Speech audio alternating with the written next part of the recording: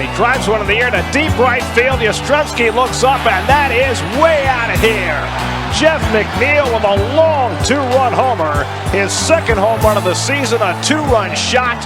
What is going on, everybody? Welcome back to the Humm Baby Baseball channel, and we're going to continue with team previews. And today we got the amazing, the spectacular, the terrific, the people's champion right here at Baseball Hut. What's been going on, man? What's going on? Hi, everybody. It's been a while, and very excited for the new season. And I know everybody else is. I want to get this started. And another 2.5 weeks till spring training, pitchers and catchers. Yeah, we're almost hitting February here in a couple days, so yeah, I can't wait. And I know the Mets is, they had a crazy offseason, obviously. First, I got to ask you right off the bat, because both of us, I'm a Giants fan, you're a Mets fan. We both thought we had Correa, and then we didn't. So what was your reaction when you found out that you weren't going to get him? My reaction is a little different than most people, because I'm not a fan of this player. I'm not a fan of Correa. And it has less to do with his ability on the field. It's more about, can he get on the field? He's always hurt. He's got a history of it has nothing to do with this ankle injury that he has. He's missed significant time in his career. In the last 2 seasons, he's missed 40 games. Last season, he missed 26 games, which is the equivalent of 1 month. So he has a habit of missing time. And I'm like, you're going to give him 10 years, knowing one, that he misses time during the season, and he has this injury that seems to be a long-term problem.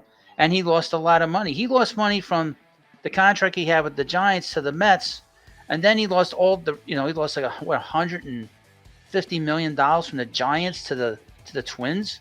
That tells you that injury is a major problem. Yeah.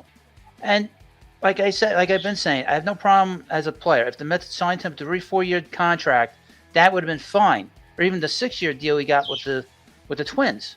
But you don't give a guy that has this history of injuries, plus a major injury that's going to debilitate him later down in his career and his life. It was crazy. I didn't understand. And plus, I didn't feel that he was the right fit. He's never played third base in the majors. He's played it in the World Baseball Classic, but that was like how many years ago? 6 years ago? Yep. So it's not like he's basically a player who's a great athlete. He's a great shortstop, but he's never played 1 inning in the major leagues or in the minor leagues at third base. So I didn't think that he was the perfect fit. Now, at the same time, Eduardo Escobar is not a long-term answer. But he had played well enough in September, and he's a professional, that I can live with him for 1 more year or half a year or whatever how long he's going to be here. So my take was very different than everybody else's take. And the Mets had said from the start, especially the new ownership, that they were going to sign veteran players to short-term deals while they developed their farm system and cultivate what they had here. This kind of went against what they're trying to accomplish. Yeah, it's one thing to give Lindor a big contract. Lindor already after the 2nd year, he's proven that he can play here. I think a lot of that has to do with the manager too. Buck Showalter's really come in here and really made everything a lot smoother. But you don't give like a guy with this kind of history, injury-wise, a long-term deal, and what this injury to was like. I was very much against it. So I was not uptight that he didn't come here, and he went back to the Twins. Yeah, that makes sense. And I kind of felt the same way. We gave him a 13-year deal. Yeah. And I thought, man, that's risky.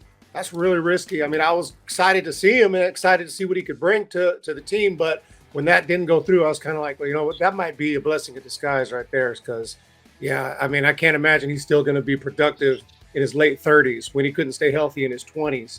So I'm kind of with you on that. Right, and with this leg injury, as he gets older, he's not going to have that kind of foot speed that he would have, like that he has now. So he's going to eventually move to third. So you're paying money for a guy that's going to eventually play third. That's not premium money for a third baseman. And if you look at his numbers, just based off of last year, his numbers were very similar to Eduardo Escobar offensively. So I was like, well, why are you spending all this money for a guy that's giving you similar production to Escobar? That was another issue that I have. Now with the Giants, it's a little bit different. With the Giants, they need a big star.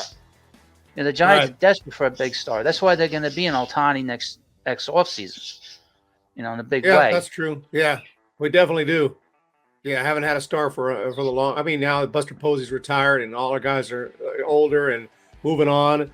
Belt's with the. I mean, Belt's not a huge star, but he's with the Blue Jays now. We got Crawford, but he can't stay healthy. So yeah, definitely lacking a big star. But just to look at some of your other moves this offseason, obviously you did had a pretty good offseason. You re-signed Nimmo, re-signed Diaz, lost a couple guys like DeGrom, but you picked up Verlander. Quintana, Adam Ottavino, and some other guys here like Tommy Pham on the list. But what are your overall thoughts on the offseason? They basically maintained what they had. They re-signed, like you said, Edwin Diaz, which they needed to do. They re-signed Brandon Nimmo, which was a necessity because he was the best center fielder on the market, aside from Aaron Judge. And some of the names I was hearing, they weren't as nearly as productive and as energetic as Nimmo. And Nimmo was, he wanted to be here too. So now they lost Jacob deGrom. I felt for the last 2 years that I didn't feel like he wanted to be here for a number of reasons. I don't think he wanted his family here in New York. I didn't feel like, and this was something new that I've been thinking about. I don't think that he really connected with the new ownership here. I think he loved the old ownership. I also felt that he was not enamored with the media here. I think he was like making fun of the media behind their backs to a certain degree, and I don't think he was really too enamored with that part of things. So they bring in Verlander, which is a no-brainer. I mean, if you're going to lose a guy that's won 2 Cy Young Awards, you bring in a guy that's won 3, and he's a definite Hall of Famer. And he wants to be here, and his wife has lived here, so they know the terrain here. I just will say this, though. Mrs. Verlander, Kate Upton, thinks that if Justin comes here and doesn't pitch well, we're not going to boo him. We're going to boo him. Because she put out a comment saying that only on the Bronx they boo their own players. But they will boo him. I hope she understands that us Mets fans will boo him if he doesn't pitch well. No, for sure. So the offseason was very interesting. They lost Chris Bassett. He went to Minnesota. I don't think he didn't want it. I don't think he wanted to be here. He was kind of letting it be known that the pressure here was a little too much for him. Right. So they replaced him with Jose Quintana, who's a solid bottom of the rotation, end of the rotation guy. And he was left-handed. The Mets were desperate for a left-hander to be in the rotation as an anchor. They didn't have anybody other than David Peterson. The most exciting guy that's going to be coming in here on into spring training is Kodai Senga, the big pitcher from Japan. He replaced Taiwan Walker. I'm excited to see him, obviously, because I haven't seen him. He can throw up to 100 miles an hour. He's got that ghost forkball. He wants to be here. He wanted to be in a big market. He wanted to be on a team that had his chance to win. The contract the Mets gave him was not crazy. $15 million for 5 years each is pretty good. That is like the most exciting thing. And he is the X factor. He's my prediction for Rookie of the Year in the National League. Oh, man. Yeah, that's my prediction for him. And he'll be very important because if he can pitch every 5 days, because as you know, Japanese pitchers, they only pitch every 6 days, only once a week. So how he adjusts when he comes here is going to be a big key here, whether the Mets can repeat the 101-win season they had a year ago. Right. So he is very important in terms of the pitching. And plus, I guess he's had some little injuries in Japan, but if he can stay healthy, he'll be a very strong anchor at the top of the rotation. I would point out the Mets have Max Scherzer still, who missed time, and with the age that he has on him, 38 years old, and Verlander being 40, Senga's going to be very important to be able to pitch every fifth game. I mean, every fifth game. It looks kind of a little bit older. That's the only issue, but yeah, that's really the big negative with this team. They're the oldest team in baseball right now. Yeah. But they said that they were going to bring in a lot of veteran pitching prior to ownership really taking over, because they said the Mets have nothing ready to down the pipe. Nothing right now. Yeah, exactly. All the guys they have are in lower and upper single A teams, so there's nothing really ready for them. They have a kid who they drafted a few years ago, Matt Allen. He has not pitched since 2019. He had Tommy John surgery, I think, in 2020. He's not pitched in 2 full seasons. So, and he was considered a top prospect when they brought him in here. He was one of the Brody Van Wagenen pieces. They spent more money to bring him in because he was going to go to college, but he got injured, and he really hasn't pitched since 2019. So the Mets farm system, in terms of their pitchers, isn't deep at all. So that's why they've been signing all these veteran pitchers over the last 2 years. The pitching staff is an older staff too, because they signed David Robertson out of the bullpen. They brought back Adam Ottavino. And Brooks Raley, who they traded for from the Rays, he's a little older too. I think he's 32. So the flexibility, one of the things about this team, especially with the pitching staff and the bullpen, the flexibility isn't there in terms of the bullpen. You know, you need to bring up guys up and down from the farm system. And that's why they haven't signed another reliever. They've been sort of talking to Zach Britton and Andrew Chafin. But that's kind of gone out the window because they want to have that flexibility of being able to bring guys up and down. They got 2 guys that are on the 40-man roster that have that experience of still having options. I think one of them is Drew Smith. Now, I would mention the Mets have 2 pitchers, which is not a lot, that they can rely on that pitched here last year to be, because guys could be in the bullpen and guys that can start. That's David Peterson, I said earlier. Yeah, David Peterson, a lefty. And Tyler McGill, who we've seen over the last 2 years. They both have very good stuff. I think David Peterson will eventually be in this rotation. He is a guy that I feel that he could be a very good number 4 or 5 starter, but obviously he needs a little more time. You know, you can kind of flip-flop him a little bit between starting him and relieving him. And Tyler McGill. Now, the Mets are going to put him in the bullpen, I think, a little bit.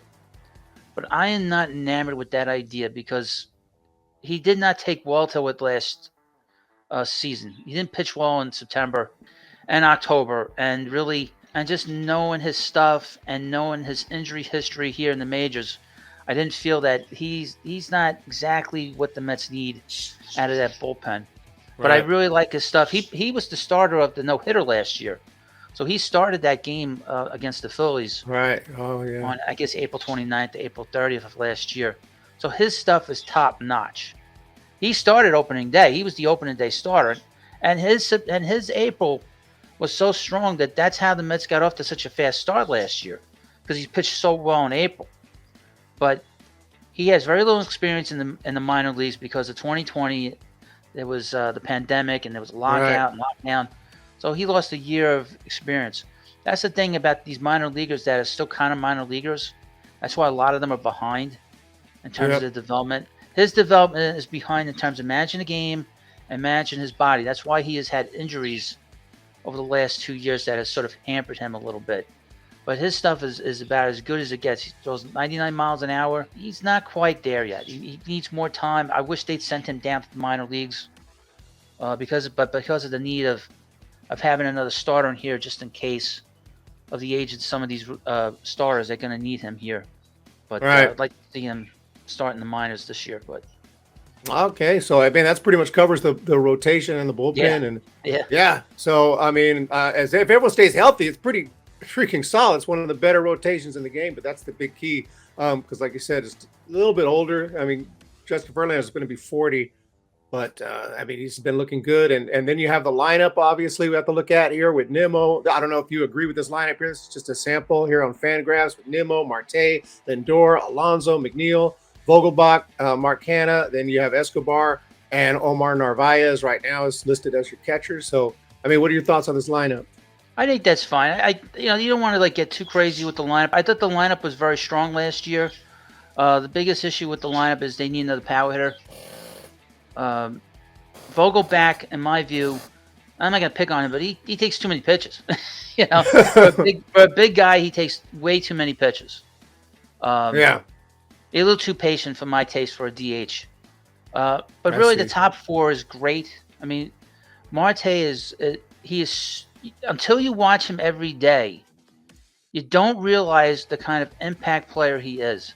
Now, there was word over the last day or two that he had core surgery in November, which I guess that was a problem of the last few months. I think that was the real reason why he missed a lot of time. He had, I guess they say it's pretty serious surgery, and they say that he might not be ready for spring training. Okay. So he might be part of the sort of the rehabbing players, they call it. So he might not be ready. So that's a little bit of a question mark. But when you watch him every day, you realize what kind of an impact player he is. And we saw it in September how the Mets offense just didn't quite connect. Right. And that's kind of why they didn't play well in Atlanta and then against the Padres in the wild card series. But it's a very strong lineup. You got Nimmo, who prior to last year was an injury kind of plagued player, but I really always loved the way he played. He gets on base a lot, works the count, excellent top lineup. Like I said about Marte, he's terrific. Lindor has really stepped up his game. I think the big thing, and I said this, he always had a big manager. He had Terry Francona in Cleveland all those years, and now he's got Buck Showalter. You could see how good of a player he is now. Now that I get a chance to watch him every day. I'd also mention in 21 he had a lat injury right after the All-Star break, and the Mets defensively and just overall their play sort of sagged, and which is why they kind of collapsed in the second half of 21. So when you watch him every day, you see how important he is just overall. And it's gonna be interesting too without the shift coming up. Now it'll be interesting to see what kind of real good defensive shortstop he is, in terms of how he goes to the hole and up the middle and stuff. Right. And we have Pete Alonso. I don't know if you've been watching the MLB ratings. They've been rating all the players, and they put Pete Alonso at 5, the 5th best first baseman. I thought he'd be I thought he'd be like second or third, behind Goldschmidt, but they had him behind Jose Abreu. Now Jose Abreu's been a good major leaguer, but he did not have a great year for the White Sox. Yeah, that's what I was going to say. Yeah, he wasn't that good last year. I mean, Abreu's had a great career, but I'd rate Alonso higher at the moment. I mean, since 2019, Pete has the most home runs in Major League Baseball. Yeah, that should count for something. I think so. Obviously not enough because he's not the best first baseman. We can all agree that Paul Goldschmidt is the best first baseman in the game. Right. But to have him 5th, the very strange list. And then you got Jeff McNeil, the batting champion. I hope they extend him. I'd like to see him get an extension because he's got 2 more years to go. So is Pete, by the way. But he's got 2 more years to go. But he's 31 years old. He's a little bit older than some of these other guys. But I think he can win 3 or 4 more batting titles. That's how good I think McNeil is as a bat. But he's excellent. If you see him every day, oh man, he hits the ball over the ballpark. As long as he's not hitting home runs, he's fine. He's great. He's tough out, aggressive, very different hitter than you see in today's game. Most of the hitters like to take a lot of pitches. He doesn't take too many pitches. Yeah. He sees it, he hits it. Now at the DH spot, we got Vogel back, and we have like Darren Ruff and Tommy Pham, who they just signed. Darren Ruff was brutal here last year. The last 2 months, he had 148 for 2 months. So about as bad as you could possibly get. Yeah, and I don't know. He was okay with us, with the Giants. I don't know what happened, to be honest. I don't know either. I know a lot of fans, including myself, want to see the Mets release him. They've not done that yet. Right. And they brought in Tommy Pham. He's a gritty 4th outfielder. He's going to get a lot of playing time in right field a lot of times. Left field will DH a little bit. Like I said about Daniel Vogelbach, he was much better than Dom Smith, who we replaced last year. But he needs to take the bat off his shoulder. he takes too many pitches down the middle of the plate. Okay. But he does work a count. He does grind out at bats. So there is more production there at every at bat than what they had previous to that. The DH spot, which we all thought here was going to be very good, but it turned out to be a black hole in the Met lineup. Then we have in the blue corner, Mark Canha, who I actually like a lot. You could bat him, on days that Marte is sitting, you could bat him second. That guy grinds out at bats. He is at the top of every list in terms of taking pitches. He is great at taking pitches, and he will find his pitch. He had a bad September, but his August was probably the best month that any Met had all last year. It was Yep. that good. He was hitting home runs like crazy. He killed the Phillies last year late in a series, just destroyed them in a series. So he has his ups and downs, but when he's up, he's tough out. He's tough out late in the game. He's got some good power. I mean, decent. I think he hit like 27 home runs or something a couple years ago. It's something like that. And it's something 26. Yeah. And now we got Eduardo Escobar. That's another one of these question marks that the Mets had. They don't have too many question marks, but their base is a bit of a question mark because Escobar is 34 years old. He did not have a good season, but he was the September Player of the Month. He had a great September, and he actually played well against the Braves and the Padres. But with him being older, and the Mets have quite a few prospects behind him, in particular Brett Beatty, it'll be interesting to see what the Mets do with him. He has to produce right away because there's going to be a lot of pressure on him early in the season. With Beatty being here or not being here, he's going to be in the minor leagues or he's going to be playing on his team at some point. And the Mets have Mark Vientos as a prospect, and they have Ronnie Mauricio, who could be coming down the line. But Beatty's the big guy that we all have been talking about here because he's a left-handed bat. He's got big power. He's probably more of a guy that's probably going to be in left field because from what I saw last year, his defense is just not quite there. Offensively, he's going to hit, and he's got tremendous power. Defensively, he needs work, and the way this team is in terms of where they want to be as a contender, as a World Series team, I don't think they're going to have the patience that will allow him to be everyday third baseman right now, defensively. But he does have power. I think he's going to hit, like I said, but he needs a little more refinement. He needs more time in AAA. He only spent 2 months, a month and a half in AAA last year, and they called him up because Escobar got hurt, and they didn't have Luis Guillorme for a while, so they kind of had to bring him up by necessity. But he's a tremendous offensive player. But I'm excited to see him here. His first at bat, he hit a home run. So he did. That's awesome. So he's a very exciting player, and they say he's a little like Brandon Nimmo. He takes a lot of pitches. We saw that a little bit in the games that he played. He takes a lot of pitches. He works a count.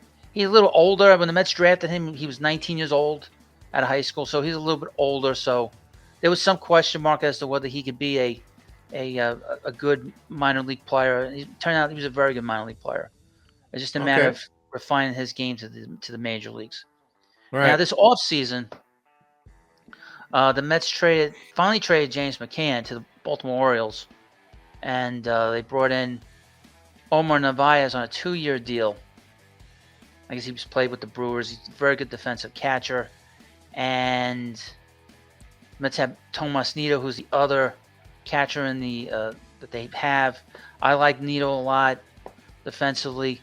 Obviously, Narvaez can hit a little bit more than McCann did here. He's got a little more power than McCann had. But we're all kind of waiting here for Francisco Alvarez to take the next big step. Now he is 21 years old. He just turned 21. I guess he's the third best prospect in baseball now. And he's at the top. Yeah, he's a big prospect. Last year he was number 1 for a while, and he's the number 1 prospect in the minor leagues for catchers. And he can hit. I mean, I saw enough of him that I can tell he can hit. He has an idea at the plate. With him, it's just about experience and getting to know these pitchers. I don't think that'll be a problem moving forward. But the defense needs to be worked on. Being able to handle a pitching staff needs to be worked on. Being able to call a game needs to be worked on.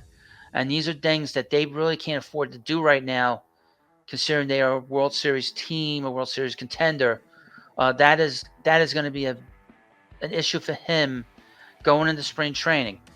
The Mets are going to catch him a lot with Scherzer and a lot with Verlander and probably Quintana and Senga, and they will probably determine where he is. Now, they have said that he's probably going to start the year in the minor leagues to get him to catch because he's not going to DH. I also think that with them giving 2-year deals to Narvaez and Nido, they're basically giving themselves some insurance to protect themselves just in case Alvarez isn't ready this year defensively. Now, I would also mention that that Alvarez did not have a good offensive year in AAA. He destroyed AA pitching, but he did not hit well in AAA. So he was a little behind offensively when he spent a little bit of time, the month and a half that he spent in AAA. The Mets called him up very late in the season. I mean, they threw him right in the water against the Braves. They started him that Friday night against the Braves. He was overwhelmed. Yeah. Obviously, I think the situation kind of overwhelmed him. It was his first series. But I didn't feel like that he was beat on a couple of pitches. He had a lot of pitches late in the game fouled that I think if he knew the pitchers, he knew the situation, he probably would have hit them out. He's very confident. Now, he says he's going to be here, but in April. I don't know about that. It's probably pushing it. Yeah. But he's very exciting to watch. He's got tremendous upside. Tremendous upside. He kind of has a swing like Mike Piazza, just sort of his follow through. So it's very tremendous, very, very exciting to see him. Yeah, for sure. He looks really good. And I'm looking at his stats right now. Yeah, he hit 27 home runs in the minor leagues last year. So that's just in 112 games. So yeah, definitely big potential there. And we pretty much covered it. Is there any other prospects to look out for here? I see Mauricio. I don't know. Mauricio, I don't know. He has kind of taken a step back as a prospect. Last year, he was on the top 100 list for MLB.com, but he's not on the list now. He had a big winter league. He was the MVP in the Dominican Winter League this past month and a half, but he's taken a bit of a step back as a prospect. Okay. Guys I know they're excited about is Alex Ramirez. He's an outfielder, center fielder. He needs a lot of work. Yeah. I know they're excited for this kid that they drafted last year, Jet Williams. He's 18 years old. It's going to take a while for him to be here. Mark Vientos was here last season. He needs some work. I don't know if he's a third baseman. He's probably more of a DH. That's not something to really get too excited about. But like I said, the Mets minor leagues, because they trade a lot of people through the previous administration, previous front office, they're a little bare in terms of their pitching. So that's the issue, really. I don't see. Right, there's not a lot there as you're showing there on the list here. There's not a lot. Everyone's low. I mean, Calvin Ziegler is from Canada. He moved down here to Florida so he can get drafted. So this is the kind of sort of players that they've had to bring in. The big name, just before I forget, is Kevin Parada. He was the top catcher in the draft last year, and he fell to the Mets, I think, 11th. Yeah, Keep an eye on him as a catcher. He has a little bit of insurance in case Alvarez doesn't become a star. This guy could be a star, offensively anyway. The issue with him is his catching ability and whether he can be an everyday catcher. But offensively and his leadership skills could be off the charts. So he was a player that was considered much, much better to where he fell. He fell so very low in terms, because the talk was before the draft was that he was going to fall within the first 5 picks, and he fell kind of 11th in the draft. So that's a guy to keep an eye on. But he's he's 2-3 years away. Right. But he was a college player, so it won't take him long to develop. But he's a guy to keep an eye on, really, at the upper, in terms of the top prospects. And he's considered the third best catcher in the minor leagues. Awesome. Yeah. So, I mean, you have some good offensive prospects anyway, for sure. But the pitching is just a little bit light with the prospects. So hopefully your rotation stays healthy and y'all should be in good shape. But I did the Braves preview the other day. They're looking pretty good too. The Phillies have improved. So what's your, just to finish it off, your thoughts on the division and what teams what it's shaping up to be looking like? I think that the teams have been kind of equal over the last 3 seasons in terms of where they are as a group. There wasn't that much of a difference in 21 in terms of, there wasn't that sort of this big difference in my view, between the 3 teams. Like the Braves didn't have a lot of wins. The Mets fell apart in the second half. The Phillies were a 500 team. The big thing that happened last year was that going into the season, I felt the 3 teams were kind of together. But the Mets got off to this fast start. The Phillies and the Braves got off to slow starts. The Phillies fired Joe Girardi. I forget who they put in. But They fired the manager. Rob Thompson? Right, Rob Thompson. And the Braves played 800 baseball from June on. So the teams are together. I think the teams will probably be together. Again, I think all three teams are going to be postseason teams, and you don't have to win 100 games. I mean, the Phillies showed you don't have to win 100 games to get to the World Series. All right, yeah, because they made it. I mean, I made a prediction last year that the Mets were going to win 85 games. They won 16 games better. So it's not going to take 100 wins to win the World Series or 100 wins to get to the World Series. Just get into postseason, you got a shot. Yeah. And the Phillies proved that. You improve your pitching late in the season, you bring in a bat or two, you got a shot. And the Braves showed that 2 years ago. They showed that that's all you got to do is just bring in some more bullpen help, a bat or two, and you're good to go. Yeah. The Mets are only really, if they can stay healthy, they're really only one bat away. The Mets are just one big, are a number 5 hitter away from being a World Series team. Now the Phillies are interesting because the Phillies don't have Bryce Harper for half the season, so that is a big piece missing out of their lineup. And obviously, when you don't have a player of his caliber in your lineup, it's going to suffer. But they did sign Trey Turner. He's a great shortstop. He's a great player, Trey Turner. Yeah. And the Braves will be there. The Braves are always there, and they'll be a pain. But with the expanded playoffs, you don't have to win the division anymore. Nope. So you don't even have to get second place like the Phillies' third place team in the World Series. That's just crazy. But overall, you guys have lost some guys, but you signed some guys, and I really love your prospects, especially your catching prospects there. And overall, it looks like a really good team. The only thing I'm concerned about is that rotation. Just so they can stay healthy, a little bit older, but they can stay healthy and effective. Verlander, Scherzer, Senga, Carrasco. Yeah, it's gonna be a fun season. So I appreciate all your thoughts there. Thank you. And I appreciate coming on. No problem. And make sure everybody go out. I'll put the links down below. Subscribe over there to Baseball Hut, especially if you're a Mets fan. Yeah, you got to subscribe immediately. So I'll put your links in the description below. So thank you guys so much for checking it out. Y'all have a great day. Hit that thumbs up. Hit that subscribe. Go subscribe to Baseball Hut. We'll talk to y'all next time. Thank you. Bye. See ya.